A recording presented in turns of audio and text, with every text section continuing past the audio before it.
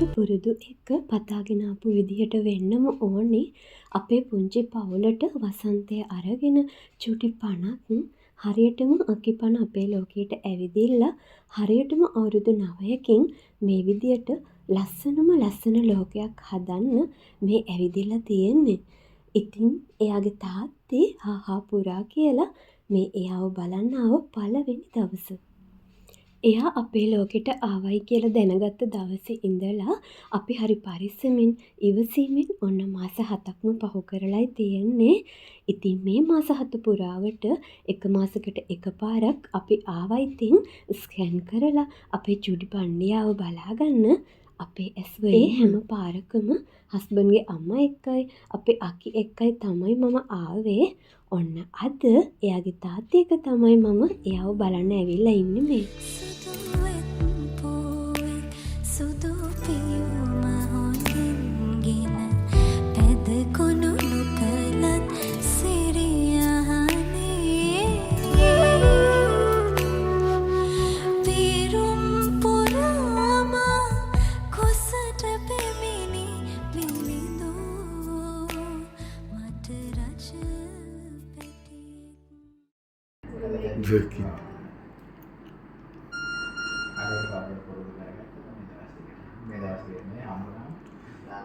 තාම නෑරොක්ක දැන් කවුරුහරි ගන්න වෙනවා බලාගන්න.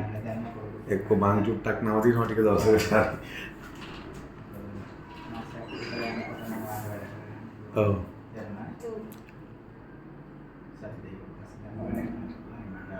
ඔන්න ඔය විදිහට තාත්තිගේ විස්තර චුට්ටකුත් ඔන්න ඔයාලට ඇහුණා.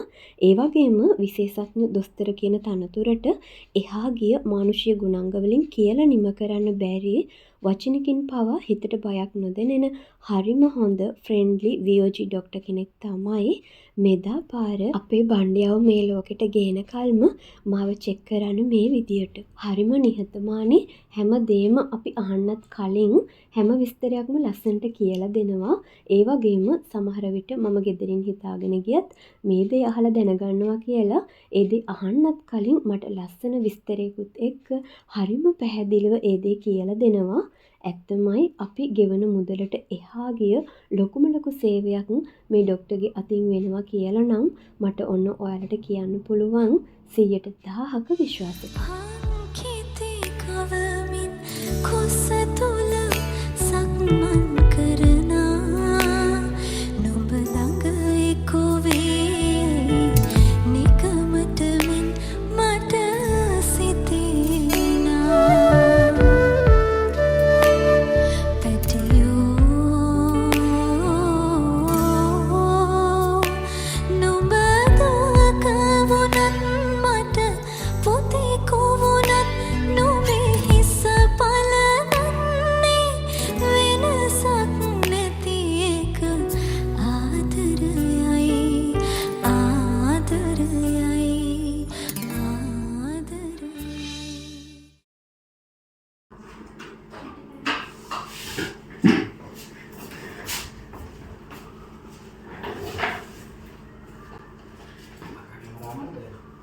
මේ ඔයාලා දකින්නේ අපේ බණ්ඩිමැණික බලන්න ගිය පළවෙනි දවස.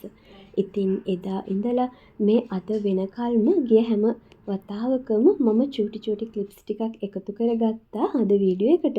මොකද මම හිතනවා අද මේ වීඩියෝ එකෙන් හුඟක් දැන් අපිට අපේ මතක අතීතයට කවදම හරි මේ වීඩියෝ බලලා සැනසෙන්න පුළුවන් වෙයි. එදා අපේ පැටව් වෙනුවෙන් මේ විදිහටයි අපි දේවල් කළේ කියලා.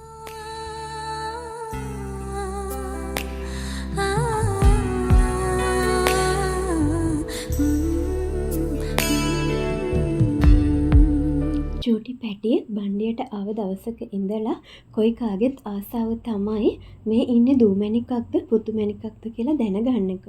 ඉතින් අපිත් එහෙමමයි කවුද කියලා දින ගැන ඉන්නේ දැනගන්න පුළුවන් කාලේ වෙනකල් ඔන්න ඉතින් ඒ දවස අද මේ විදිහට උදා වෙලා හරිම ආසාවෙන් නොයිවිසිල්ලෙන් තමයි අපි හැමෝම අද දවස මේ වෙනකල්ම කල් ගෙව්වේ. ඉතින්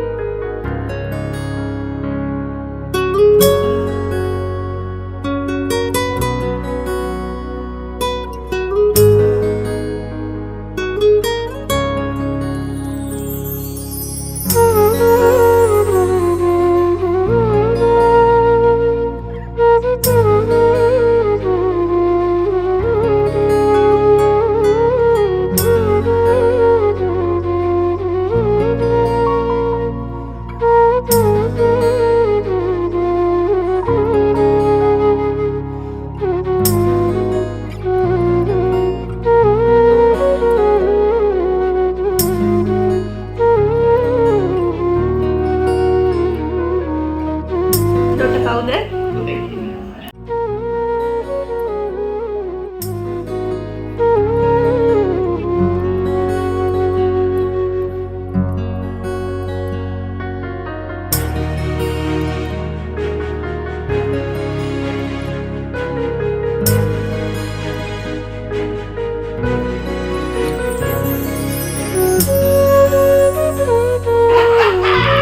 මන් දන්නවනේ.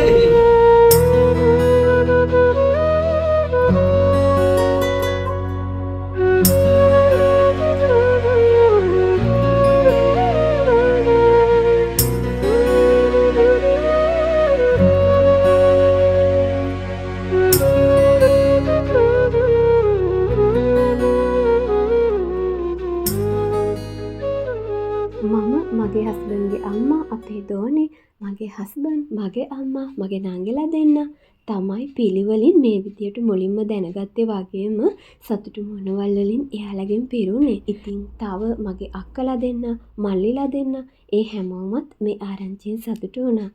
අපේ අක්කී ඒ වෙලාවේ ළඟ ගෙදරකට ගිහිලා ඉඳලා තියෙන්නේ. අපේ අම්මයි චුටි නංගි අකිලා දිහා තමයි එදා හිටියේ. ඉතින් එයා අර ගෙදරට ගියපු හින්දා මේ වීඩියෝ ක්ලිප් එකේ එයා නැහැ. මගේ හස්බන්ගේ නංගි ඒ තමයි මම කිව්ව මගේ අනිත් අක්කා. ඉතින් එයාට මම කිව්වේ වීඩියෝ කෝල් එකකින් නෙවෙයි නෝමල් කෝල් එකකින්.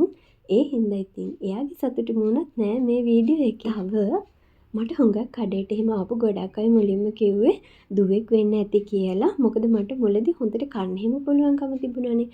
ඉතින් බඩ එහෙම චුට්ටක් ලොකුවට තිබුණා. ඒ හින්දාද දන්නේ නැහැ.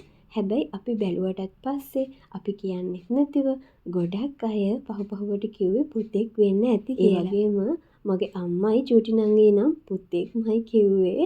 මගේ දෝනෙත් මුලින්ම නංගි බබෙක්ට ආසාවෙන් හිටියේ. ඒ වුණාට දැන් එයා තරම් එයාගේ මල්ලි බබා එනකල් ආසාවෙන් දින ගැන ඉන්න තවත් කෙනෙක් නම් නෑ මේ ලෝකේ. ඉතින් අපි හරි ආසාවෙන් නොයිවසිල්ලෙන් බලන් ඉන්නවා අපේ චූටි පුතා අපි ළඟට පරිස්සමෙන් එනකල්.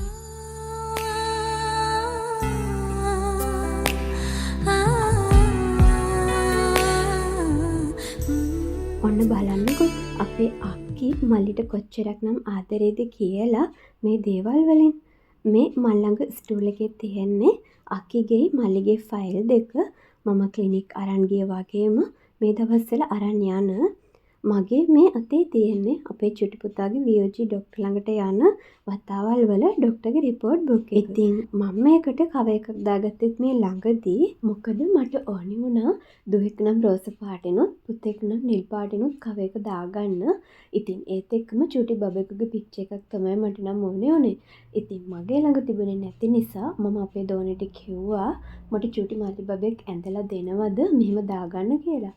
බලන්නකෝ ඉතින් අනිවාර්යයෙන්ම හිතේ ආදරයක් ආසාවක් නැත්නම් මේ තරම් ලස්සනට අඳින්න බැහැ මෙහෙම මං හිතන විදියට. ඉතින් එයාට කියලා පොඩි වෙලාවකින් මම කඩෙත් හිටියේ. එයා ගෙදරට ගිහිල්ලා මම අර පෙන්නපු චූටි මල්ලි බබෙක් තෝයන් ඉන්න ලස්සන චිත්‍රයයි ඔයාලා දැක්කද? ඒකේ යටින් ලියලා තිබුණ එක. ඉතින් මටත් පුදුමයි. එයාගේ හිතේ ඒ තරම් ආදරයක් තියෙන හින්දාමයි එයාගේ හිතට එන්න ඇත්තේ ඒ ලස්සන ඒ විදිහ වචන ටිකක්. ඔයාලා ඒ දැක්කේ ඒ පොත ඇතුලේ අපි අපේ බණ්ඩියාව ස්කෑන් කරපු හැම වෙලාවකම අපිට හම්බුන ෆොටෝස් ටික. මගේ මල්ලි මට රන් කැටයක්. මට චිත්‍රයටත් වඩා මගේ ඇසලට කඳුළු ආවේ ඒ වචන වලට. බලන්නකෝ ඉතින් අක්කිගේ ආදරේ තරම.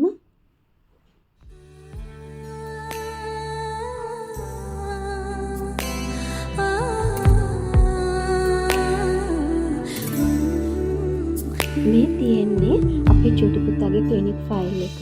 කවදා හරි ඉතින් එයාලා ලොකු වුණාම අපේ ළඟ මේ කඩදාසි කොළ නැති වුණත් මේ වීඩියෝ ඩිලීට් වෙන්නේ නැහනේ. ඉතින් එයාලට බලා ගන්න පුළුවන් වෙයි මේවා. මේ සයිඩ් එකේ තියෙන්නේ අපේ මේ මාස ගාන ඇතුළත අපි චෙක් කරගත්ත රිපෝට්ස්. මෙන්න ඉතින් අපේ චූටියා අපි ළඟට ආවයි කියලා දැනගත්ත පළවෙනි යූරින් ටෙස්ට් එක. මේ කාඩ් එකේ අපේ විස්තර වගේම බණ්ඩි ඉන්න කෙනාගේ ඒ මාස ගාන ඇතුළත විස්තර මේ තියෙන්නේ.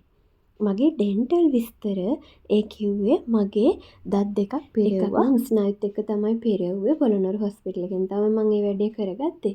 අනිත් දත නම් මං ඉන්න පළාතේ හොස්පිටල් එකකින් කරගන්න පුළුවන් වුණා. ඒ විදිහට දත්වල අඩුපාඩුවක් තිබුණත් ඒවා කම්ප්ලීට් කරගන්න ඕනේ. මොකද නැත්නම් අපි මාසෙන් මාසෙට යන ක්ලිනික් එකේ ඒ ක්ලිනික් කාඩ් එක ડોක්ටර් කම්ප්ලීට් කියලා සීල් එක තියලා සයින් කරන්නේ නැහැ. එහෙම මොනවා හරි අඩුපාඩුවක් තිබුණොත් මේ තියෙන්නේ මීට අවුරුදු 10කට කලින් අපේ අකි වෙනුවෙන් ගියපු ක්ලිනික් කාඩ් එක. අර මං මුලින් කිව්වා වගේ මේ කඩදාසිකොළ නැති වුණත් කවදම හරි ඔන්න අද බ්ලොග් එක හින්දා මේවා හරි ලස්සන මතක විදිහට අපි නැති දවසක හරි අකිටයි මල්ලිටයි බලා ගන්න පුළුවන්. ඉතින් මේ වීඩියෝ එකෙන් අපේ මතක එකතු කරන බොක්ස් එකට මම මේවත් ඉතින් හරි පරිස්සමෙන් අරන් තියෙනවා.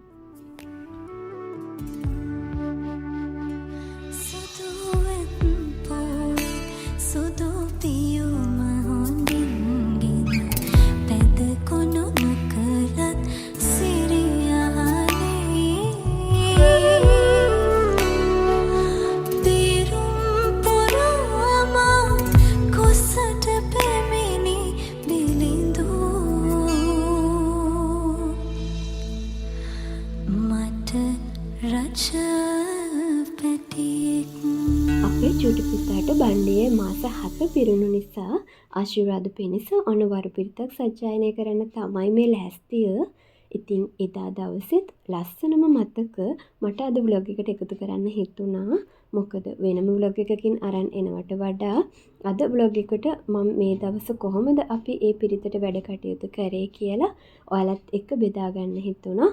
මේ මාස 7 පිරුණාම පිරිත් කියන එකේ එක එක පළාත්වලට එක එක අය එක එක විදිහට මේ දේ කරනවා ඇති. සමහර අය පන්සල් ගිහින් බෝධි පූජා තියනවා ඇති. නැත්නම් හාමුදුරුවෝ වඩම්මලා එහෙම පිරිත් සජ්ජායනය කරනවා ඇති. නැත්නම් රැයිලි වෙනකල් ගිහි පිරිතුත් පවත්වන අය ඇති.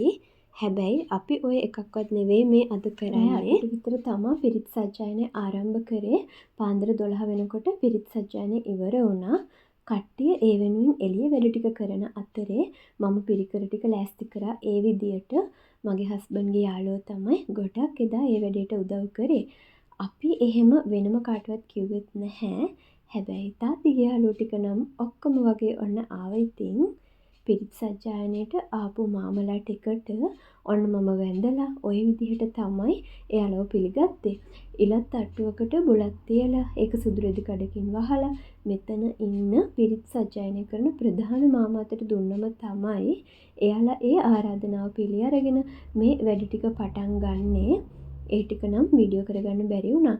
ඊට පස්සේ තමයි මේ විදිහට පහන් පත්තු කරලා දුම් අල්ලලා මල් පූජා කරලා ඒ වැඩ කටයුතු ආරම්භ කරන්නේ.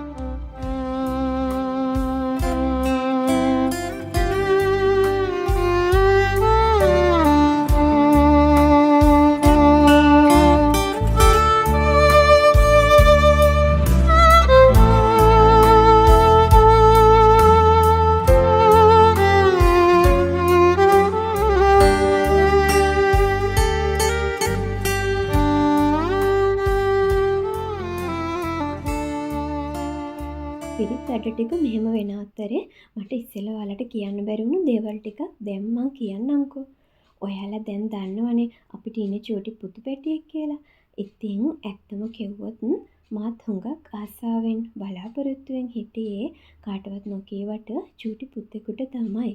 සමහර විට ඒ අපිට දුව ඉන්න හින්දා වෙන්නම ඇති. තව දෙයක් තමයි මං හරි ආසයි පවුලක් ඇතුලේ අම්මයි තාත්තයි එක්ක කොහොමද පුතෙකුගේ බැඳීම, සහෝදරයත් එක්ක කොහොමද ඒ බැඳීම කියලා බලන්න. එහෙම මම හුඟක් ඒ බැඳීම් බලන්න ආසම ඇත්තෙත් මට සහෝදරයෝ නැහැ. මට ඉන්නේ අකී නංගිලා දෙන්නයි. ඉතින් මම අපේ පවුල ඇතුලේ එහෙම බැඳීමක් දැක්කලා නැහැ. මට හිතිලා තියෙන අවස්ථා වාර අනන්තයි. මටත් අයියෙක් හිටියනම් මල්ලියෙක් හිටියනම් කියලා එහෙම ඒ අඩුව දැනিলা තියෙන අවස්ථා තිබිලා තියෙනවා. ඉතින් අපි කරලා කියලා තියෙන දේවල් අනුවනේ අපිට මේ ආත්මෙදි දේවල් ලැබෙන්නේ. ඉතින් අපේ ලැබීම් එහෙම වුණත් මම හුඟක් බලාපොරොත්තු හිතේ ගොලි කරන් හිටියා පුතෙක් මටත් හිටියනම් කියලා. ඉතින් ඒ බලාපොරොත්තුවත් මේ විදිහට මල්පල ගැන්නුණා. ඉතින් මං හරි ආසාවෙන් බලන් ඉන්නවා අපේ පුතු පණ එයාගේ තාත්තා එක්ක මාත් එක්ක කොහොමද ඒ බැඳීම කියලා. ඒ වගේම මං තවත් හරි ආසාවෙන් බලන් ඉන්න දෙයක් තමයි එයා අකිත් එක්ක අකි එයත් එක්ක කොහොමද ඒ සහෝදර බැඳීම කියලා බලන්න. අපේ අක්කි නම් එයාට මහා හුඟක් ආදරේ. ඒක මම අතැකීමෙන් දැන් අත් විඳිනවා. මොකද මාව හුඟක් බලාගන්න තැන් තියෙනවා. එයා එයාගේ වයසටත් එහාගේ දේවල් කරන. ඉතින් ඒ මගේ හිතේ තියෙන දේවල් තමයි මම ඔයාලත් එක්ක බෙදාගත්තේ. ඔන්න මේ වෙනකොට නම් රෑ 12 පහු වෙලා පිරිත් ඉවරයි. මම මේ අත්විඳින පළවෙනි වතාව පිරිත් නූලක් ගැට ගහලා විනාඩි 10ක් හෝ 11ක් විතර ගත්තා. මට විතරක් නෙවෙයි එයාලා අනිත් බැඳ හැම පිරිත් නූලක්ම හැම කෙනෙක්ටම ඒ වෙලාව අරගෙන තමයි පිරිත් කියලා ගැට ගැහුවේ නූල.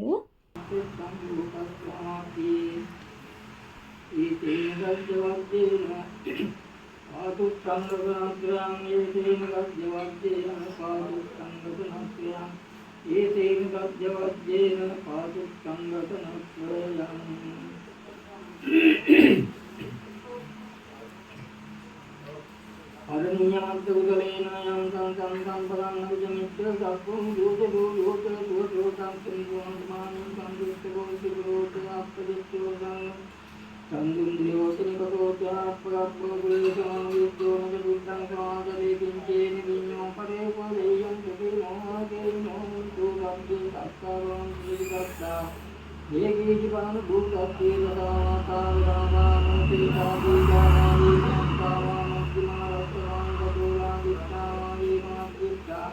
itu dulu kan jadi dulu buka sampai tiga sampai satu mampu dibukaskan apa lo perang bukti ternyata dimana seperti yang kami biaru tengah tapi kesannya namanya sebut jaya maka kesannya bukan cari ketukan pasti wanita bukti itu mangkam bahu dia bagaimana Nitam Raghu Lokasmimana Sambhavye Apurimanam Nitam Nagodu Diyantera Sambhavam Naveram Sivastam Tistam Teram Nitinoma Kayanoma Yau Tattari Dhammi Kamkarim Aditya Rakshunedam Vyaram Damaho Dittim Telampakam Sila Vakastunena Sampanno Ami Tuvineye Gairam Nahijatu Labdeviyam Punareti Idenu Gajya Vajjena Dukkha Vayaroga Upasamintute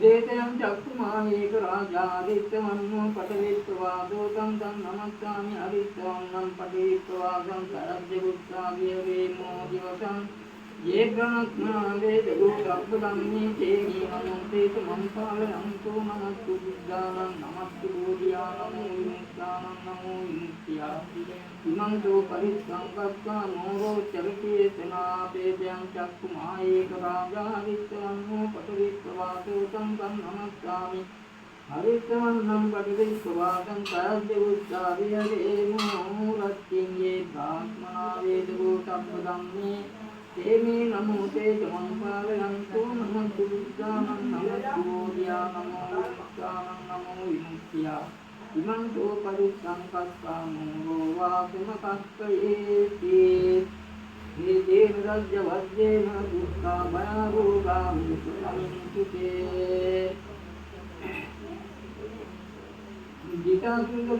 මේ වෙලාවේ හස්බන්ඩ්ගේ ළඟින්ම ඉන්න යාළුවෝ එතන තව අකි කෙනෙක් හිටියා. එයත් pregnant කෙනෙක්. ඉතින් අපි යාටත් එන්න කිව්වා. තව එදා අපේ අම්මලා දෙන්න, අප්පච්චි, මගේ චූටි නංගි, මගේ හස්බන්ඩ්ගේ මල්ලිලා දෙන්න ඒ හැමෝමත් අපේ මේ පුංචි වැඩේට සහභාගී වුණා. ඉතින්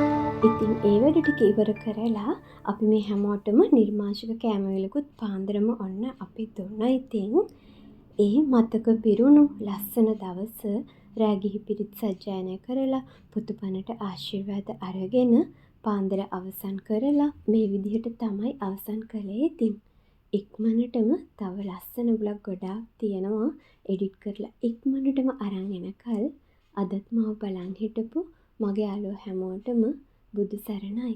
ජේසු